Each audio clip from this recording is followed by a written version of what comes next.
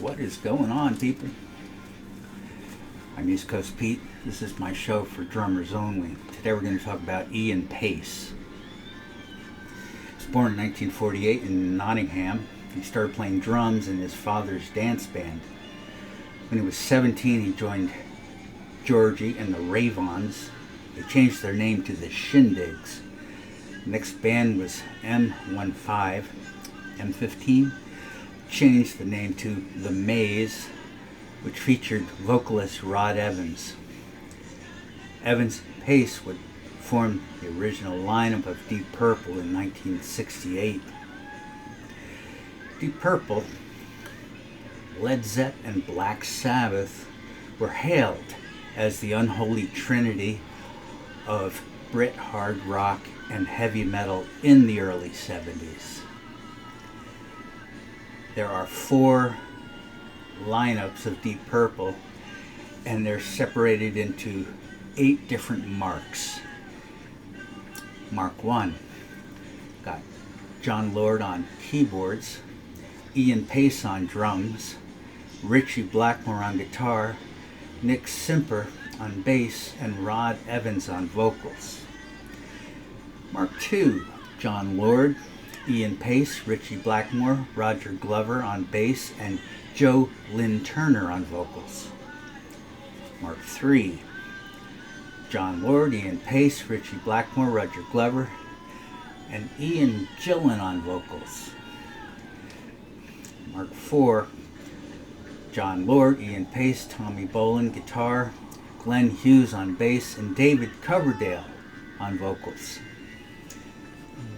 Going through those vocalists pretty quick. Mark 5, John Lord, Ian Paice, Richie Blackmore, Roger Glover, Joe Lynn Turner on vocals. Mark 6, John Lord, Ian Paice, Joe Satriani on guitar, Roger Glover, and Ian Gillan on vocals.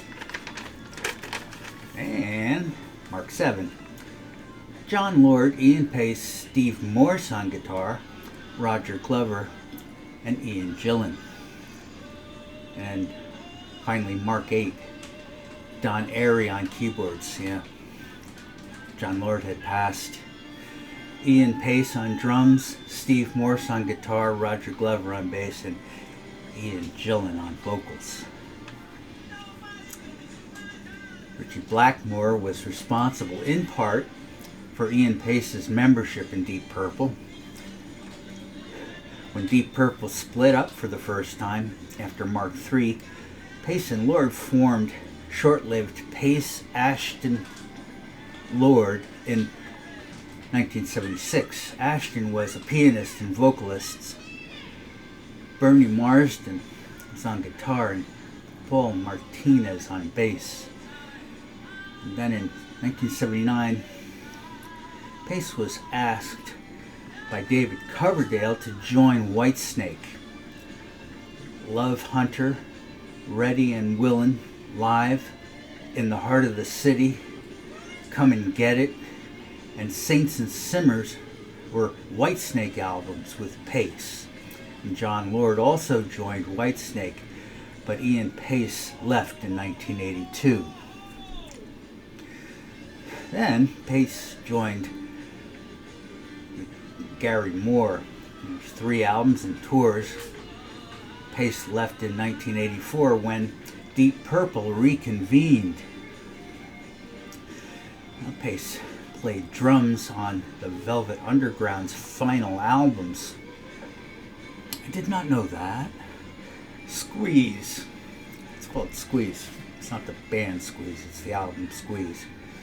I don't know what they're squeezing. I'll have to do a little more research on that. He also played briefly with George Harrison and later Paul McCartney and Dave Gilmour and Jim Capaldi and William Shatner. Oh yeah, William Shatner, he did some of those talking albums that were so hard to listen to. I have no idea why you'd need a drummer of Ian Paice's abilities. So what's your favorite Deep Purple album? Your favorite Deep Purple mark? Your favorite Deep Purple guitarist? My favorite Deep Purple album is that white album with the purple writing. It just says purple. I just really get off on that album. I know it's later in their period of time when they've been out. I mean, they've been around so long. Around as long as freaking Black Sabbath. Maybe more, because they're still actually doing stuff. I'll give these guys credit. I mean, put out some great music over the years. And what I'm saying is, new bands, in order to save rock, you gotta figure out what bands like Deep Purple did to get to where they were.